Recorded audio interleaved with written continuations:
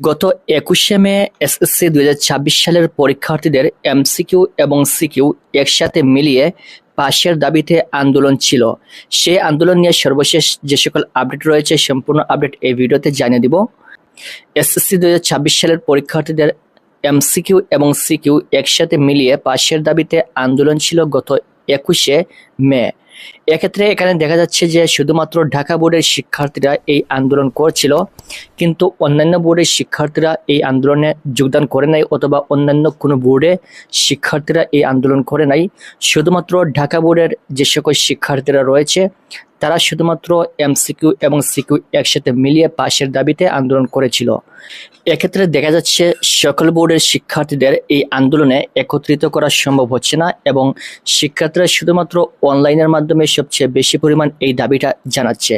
তার জন্য তোমাদেরকে অনলাইনে এই দাবিটা বেশি প্রচার করতে হবে, এবং যারা এসএসসি ২৬ সালের পরীক্ষার্থী রয়েছে এমসিকিউ এবং সিকিউ একসাথে মিলিয়ে পাস চাও, অবশ্যই ভিডিওটা বেশি করে শেয়ার করবে, যাতে এই বিষয়টা সম্পর্কে বেশি মানুষ জানতে পারে অনলাইনের মাধ্যমে।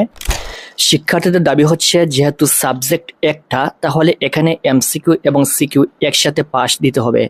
যেমন যদি আমরা ধরি বাংলা প্রথম পত্র কিংবা গণিত সাবজেক্ট, এখানে গণিতের এমসিকিউ রয়েছে এবং সিকিউ রয়েছে, কিন্তু সাবজেক্ট একটা।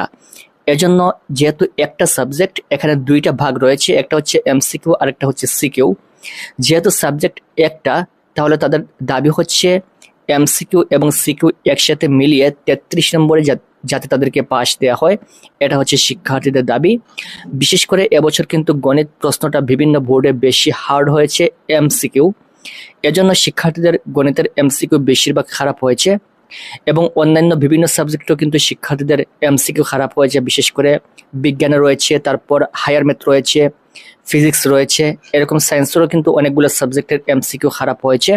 যার কারণে শিক্ষার্থীদের দাবি হচ্ছে, যেহেতু সাবজেক্ট একটা, তাহলে তাদেরকে এমসিকিউ এবং সিকিউ একসাথে মিলিয়ে ৩৩ নম্বরে যাতে পাস দেওয়া হয়।